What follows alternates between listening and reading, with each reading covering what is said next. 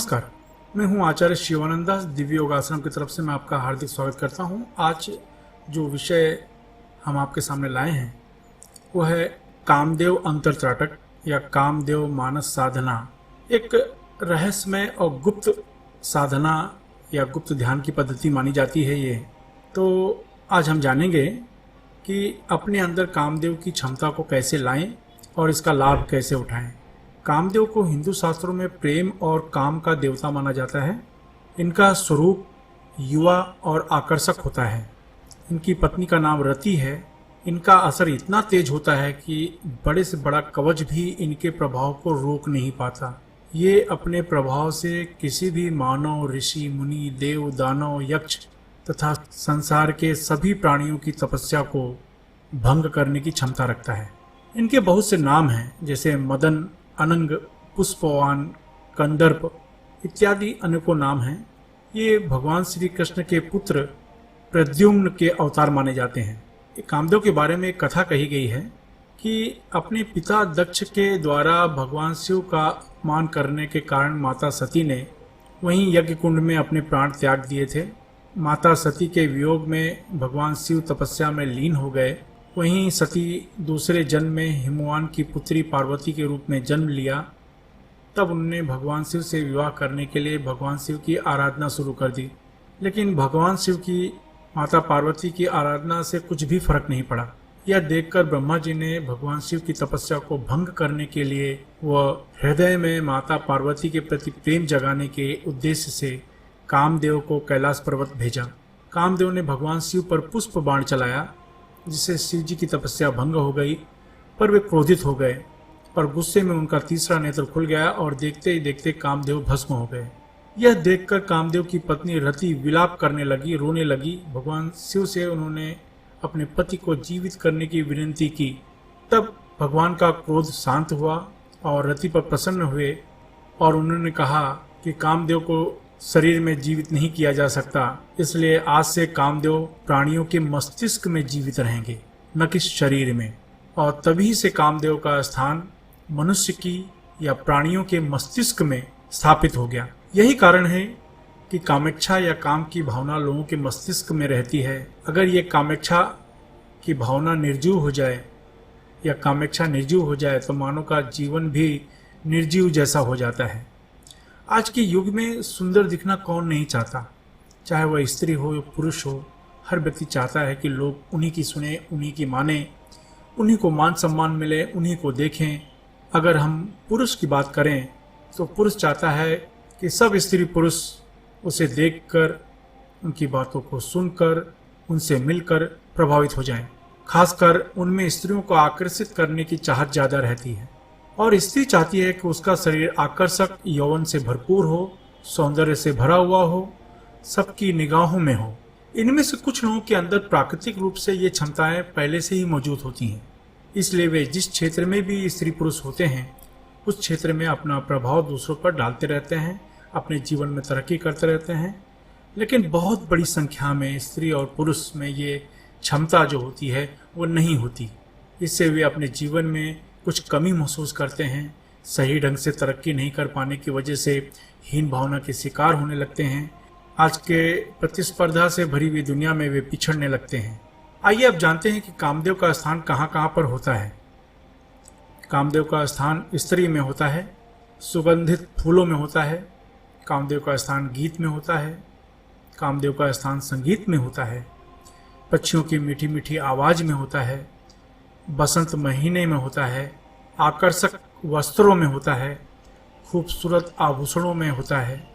कामुक व्यक्ति की संगत में होता है। शरीर में कपड़ों के अंदर छुपे अंगों में होता है। मंद मंद हवा में होता है। सुंदर स्थान में होता है। झरने के पास में होता है।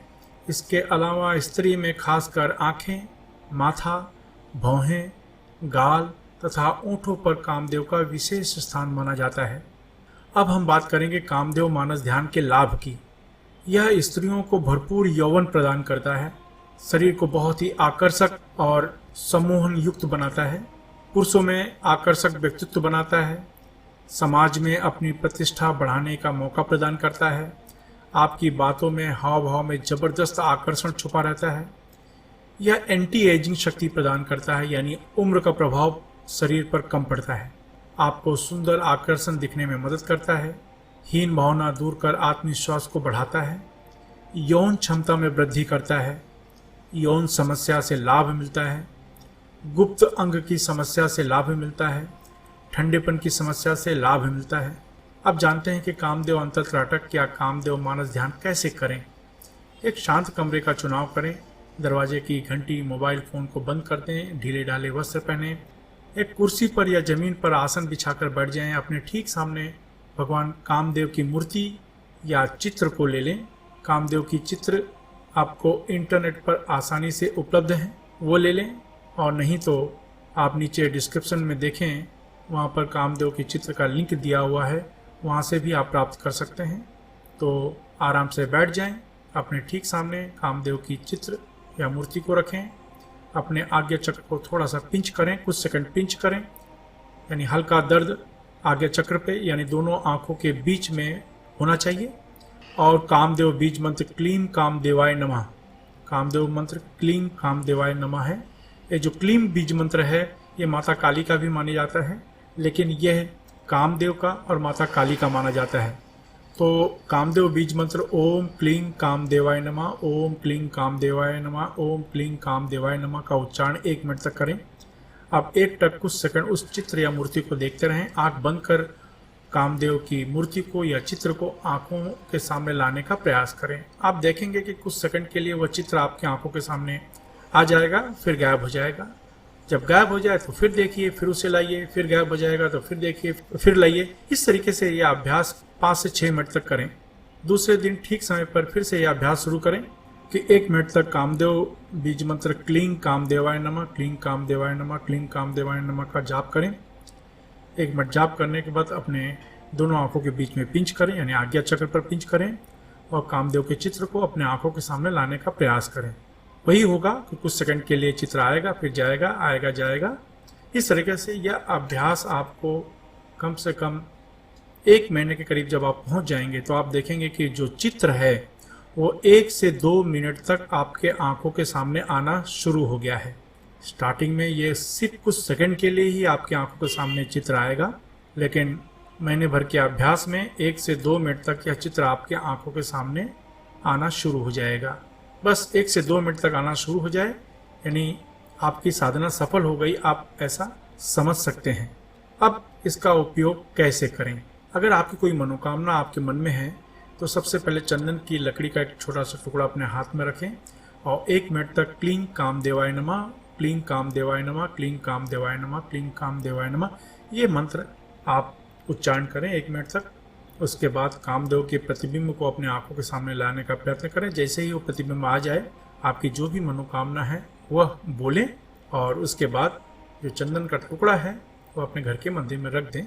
इस तरीके से आप देखेंगे कि जो आपने मनोकामना की है वो पूर्ण होने लगी है, या उस तरह से काम होना आपका इच्छा के अनुसार होना शुरू हो गया है। याद रखें, सिर्फ सही और उचित कार्य के लिए ही इस विधि का उपयोग करें। गलत नियत से किया गया कार्य नुकसान पहुंचाता है। आगे और भी विधियां हैं, लेकिन कुछ कारण को ध्यान में रखते हुए ये बताई नहीं जा रही हैं, और कुछ अब जरूरी बातें ध्यान में रखें। कामदेव बहुत ही स्ट्रांग और पावरफुल देवता माने जाते हैं, इसलिए पूर्ण श्रद्धा होने पर ही इस विधि को अपनाएं।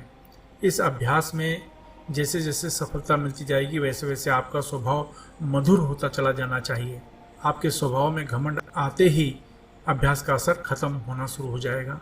आपको कोई भला बुरा या गाली भी दे तो भी आपका अपने मन पर नियंत्रण रहना चाहिए। गलत नियत से कभी भी कोई कार्य न करें। इस अभ्यास के द्वारा आप दूसरों की समस्या में भी मदद कर सकते हैं। इस अभ्यास में दीक्षा की जरूरत नहीं होती। आशा है आप इन विधियों को अपनाएंगे, अपने जीवन में सफल होंगे। इसलिए पूर्ण श्रद्धा के साथ यह अभ्यास करें। नीचे डिस्क्रिप्शन में कामदेव से संबंधित कुछ साधनाओं के लिंक भी दिए गए हैं, आप वहां से जरूरी जानकारी भी प्राप्त कर सकते हैं। हाँ, एक बात और मैं आपसे उम्मीद करता हूं कि आप हमारे इस चैनल को सब्सक्राइब करें और हमारे आध्यात्मिक परिवार में अवश्य शामिल हों। ये एक ज़रूर उम्मीद है आपसे। आपका घर परिवार हमेशा सुखी रहे, इसी आशीर्वाद के साथ धन्यवाद।